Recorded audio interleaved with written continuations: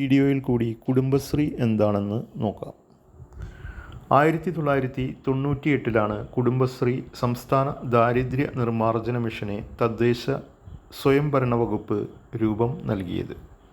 പ്രധാന ലക്ഷ്യം ദാരിദ്ര്യ നിർമ്മാർജ്ജനമായിരുന്നു. കുടുംബശ്രീയുടെ ആപ്തവാക്യം സ്ത്രീകളിലൂടെ കുടുംബങ്ങളിലേക്ക്. കുടുംബശ്രീയുടെ ആപ്തവാക്യം സ്ത്രീകളിലൂടെ കുടുംബങ്ങളിലേക്ക്, കുടുംബങ്ങളിലൂടെ സമൂഹത്തിലേക്ക്. ഇതാണ് കുടുംബശ്രീയുടെ ആപ്തവാക്യം.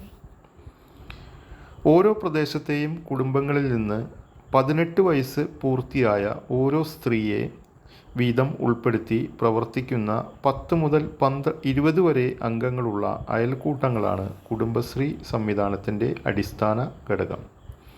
ഓരോ പ്രദേശത്തെയും കുടുംബങ്ങളിൽ നിന്ന് 18 വയസ്സ് പൂർത്തിയായ ഓരോ സ്ത്രീയെ വീതം ഉൾപ്പെടുത്തി പ്രവർത്തിക്കുന്ന 10 മുതൽ 20 വരെ അംഗങ്ങളുള്ള അയൽക്കൂട്ടങ്ങളാണ് കുടുംബശ്രീ സംവിധാനത്തിൻ്റെ അടിസ്ഥാന ഘടകം.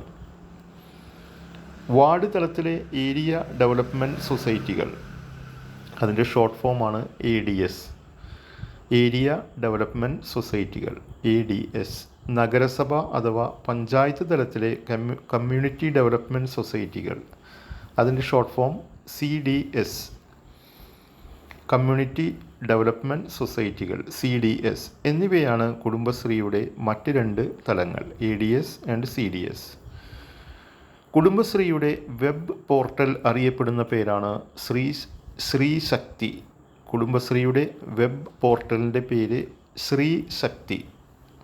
കുടുംബശ്രീ ട്രാവൽസ് അറിയപ്പെടുന്ന സ്ത്രീകൾക്കായുള്ള ടാക്സി സർവീസ് അറിയപ്പെടുന്ന പേരാണ് കുടുംബശ്രീ ട്രാവൽസ്. ആശ്രയ, കുടുംബശ്രീ അഗതി മന്ദിരങ്ങൾ അറിയപ്പെടുന്ന പേര് ആശ്രയ. അപ്പോൾ കുടുംബശ്രീയുടെ വെബ് പോർട്ടൽ അറിയപ്പെടുന്ന പേര് ശ്രീ ശക്തി. അടുത്ത് സ്ത്രീകൾക്കായുള്ള taxi service Kudumbashree travels. Kudumbashree അഗതി മന്ദിരങ്ങൾ അറിയപ്പെടുന്ന പേരാണ് ആശ്രയ. മനസ്വിനി, ഭിന്നലിംഗക്കാരുടെ ആദ്യ അയൽക്കൂട്ടം, അതിൻ്റെ പേരാണ് മനസ്വിനി.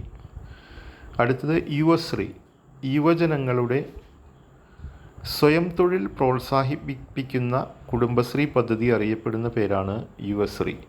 യുവജനങ്ങളുടെ സ്വയം തൊഴിൽ പ്രോത്സാഹിപ്പിക്കുന്ന പദ്ധതി അറിയപ്പെടുന്ന പേരാണ് യുവശ്രീ. ഇത്രയുമാണ് കുടുംബശ്രീയുമായി ബന്ധപ്പെട്ട പ്രധാനപ്പെട്ട വിവരങ്ങൾ.